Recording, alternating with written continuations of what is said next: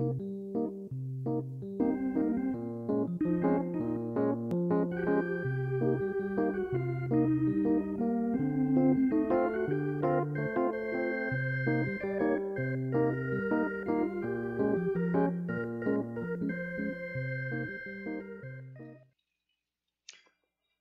there, everybody. This is Scott here.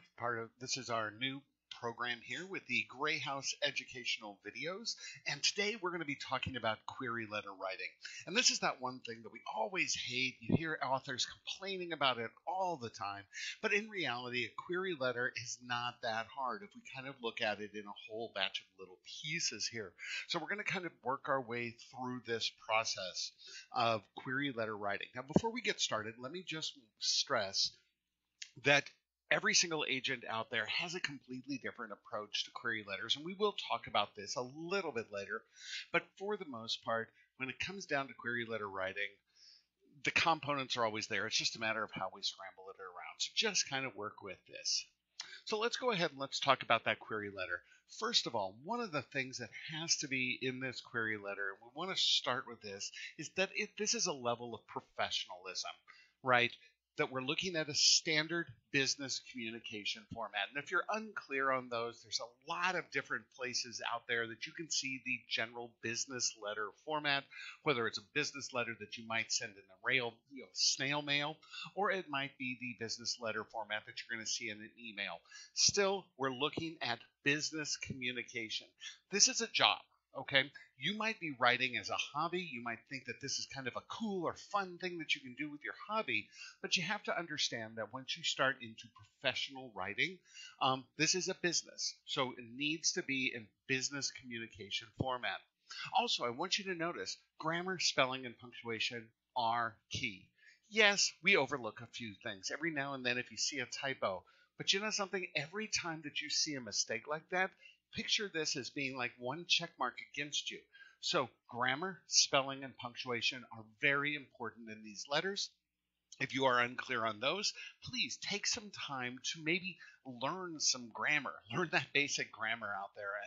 And we do know that, grammar instruction has sort of gone away. We don't see that so much in a K through 12 system. So please take your time to figure out that grammar and punctuation.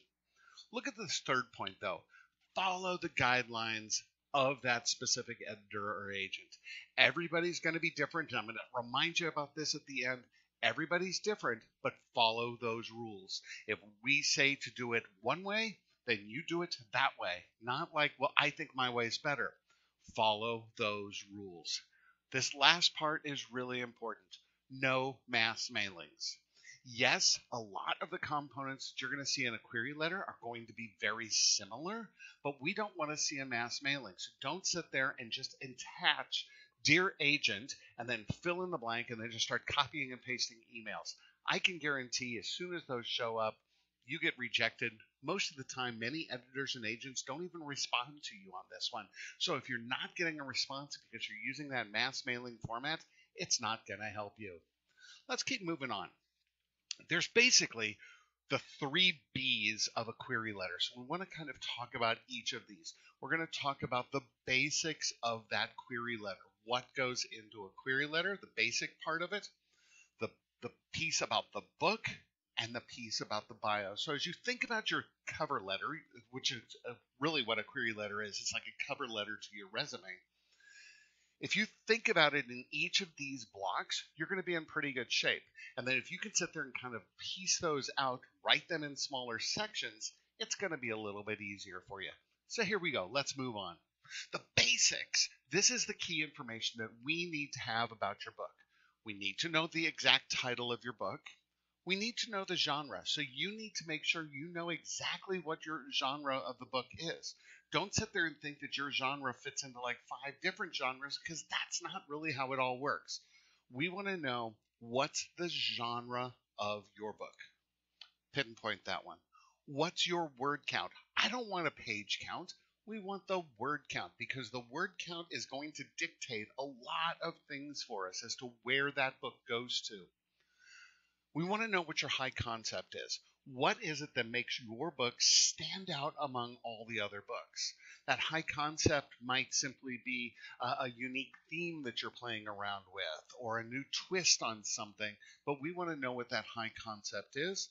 And the last part is I want to know why you are contacting me. So if you're writing a letter to me, I want to know, why'd you reach out to me? We've got all these other agents out there. Why me? What was specific about what it is that I do? Have you read a book that I've done, that I've worked with? Have you met me in person? That's always a good one. Give us some specifics. Don't just say, I see that you represent historical, so I'm going to send it to you. That's not a worthwhile reason. There's a lot of us who represent those. So I want you to focus in on what the specific reason is that you're contacting us. That's going to be in about one paragraph. But if you can think about this, the title, genre, and word count, that's one sentence. The high concept, one sentence. Why you're contacting me, maybe 2 sentences, 3 sentences. So that's an easy piece of the puzzle. Let's move on to the next part, which is about the book. We want a blurb about the plot, okay? Now, the key is when I use the word blurb, a lot of people often think, oh, well, it's like the back cover blurb. Yeah, sort of, okay? But think about this. The back cover blurb of a published book is giving us a hint as to where the book's going to. We're trying to make a decision if this book is right for us, which means you need to be able to show us the beginning, the middle, and the end. We want the central plot line. Okay, so when we're talking about that central plot line, it's going to be the names of the characters, who the characters are in the book, what the setting is of the book, what the conflict is that's revolving around them, and basically where we're heading to with that resolution. I don't care about the secondary characters. We don't care about all those little subplots. Just think about summing up that book in, say, one paragraph. It's going to be a larger paragraph. I get that. But it's still going to be, we need a complete picture of that book. We also need to know what the conflict is in this book. What's that central conflict? So that might be the main external conflict that's driving the whole thing. But when you talk about the characters, you might also want to insert what the internal conflict is of the hero and the heroine. So in case of a romance, that's what we would be looking at. But basically, what is that central conflict that we're focusing in on? That's, again, about one paragraph's worth. Now we go to the bio piece. This is where you get to tell me a little bit about who you are. Okay? Now, again, I want you to think about these as like a cover letter that you would attach with a resume. Think about when you go into a job interview. Generally, the first question is, tell me a little bit about yourself. Who are you? Okay. Now, if you've never written a book, you're not going to make up a story. You're not going to sit there and say, I really don't know what I'm doing. You want to give us a little bit of a background. Tell us about your writing career. Now, if this is just your first book, it's okay to say it's your first book. But then the key is, look at this third point down here. This might be my first book, but I've got a couple other books that might be planned. They don't have to be linked. They don't have to be connected together. You don't always have to have everything connected as a series, okay? But give us a hint that you have a forward direction. Sales numbers are really, really important. If you are previously published, give us sales numbers. Don't give me things about how many people have liked your books on Amazon, because that doesn't tell us anything. Tell us the numbers of books that you've sold. Show us those numbers. Give us those analytics, especially with previously published books. Because a lot of times, maybe you've got a previously published book that you were with a self-publisher or something like that, and then you've taken that book out, and now you want to take it in a different direction.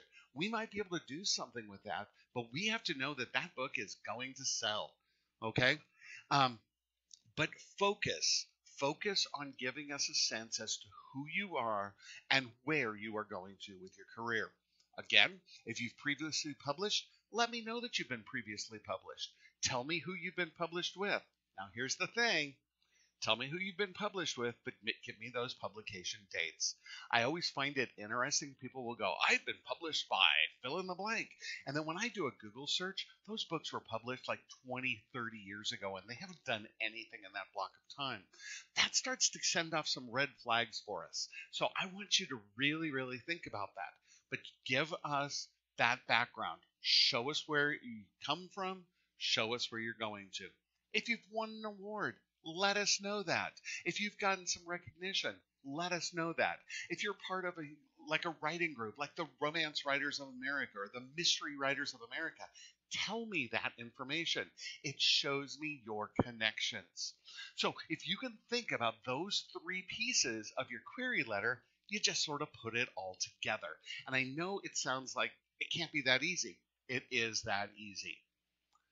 Now, here's where we say, make this personal, though, okay? Review the guidelines for that editor and agent. If you've had the time and you've followed them on social media, on Twitter, on their YouTube channels, or whatever that might be, talk about that. Use the language and the words that they use. Think about this. When you write a cover letter and you put a cover letter together for a job, that cover letter is built around what the qualifications are for that exact position. And you highlight exactly how you fit that. You want to make sure you're doing the same thing. Remember, though, one size doesn't fit everybody. What I like at Gray House Literary Agency may be completely different than XYZ agency in New York. So everybody wants something different. We want a different format. So make sure that you follow those specific needs. I always recommend print that list off. Print off their submission guidelines and then check those things off as you're going to make sure each of those pieces are there, and definitely follow those guidelines exactly.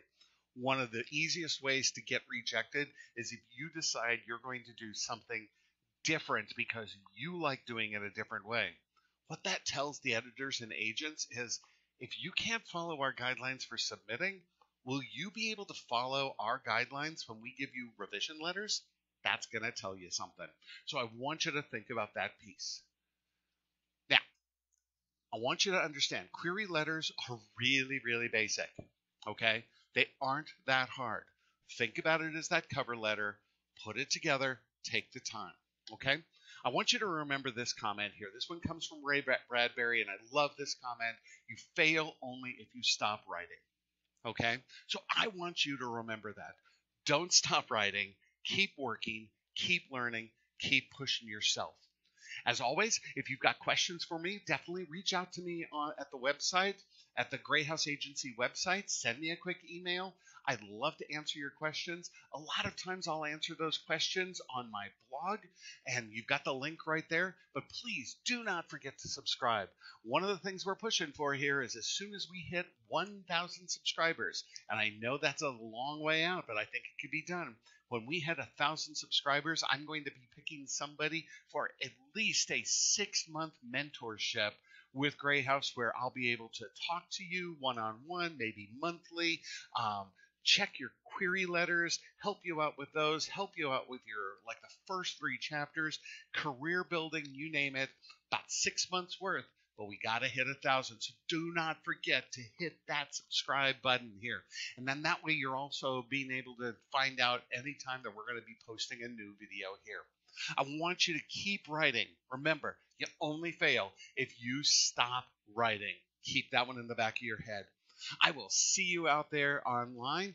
Don't forget to submit, and we'll talk to you soon.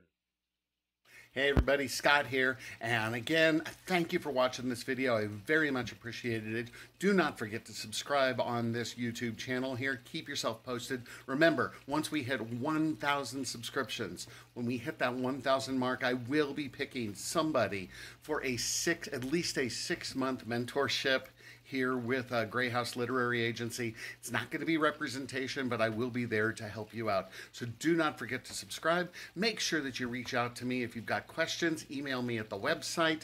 Follow my blog post. Make sure you're staying there. You can follow me on Twitter if you wish to do so as well. That would be a great place where you can always keep up with things. And also I am on Facebook as well. So I look forward to seeing you, and thank you again for watching this video.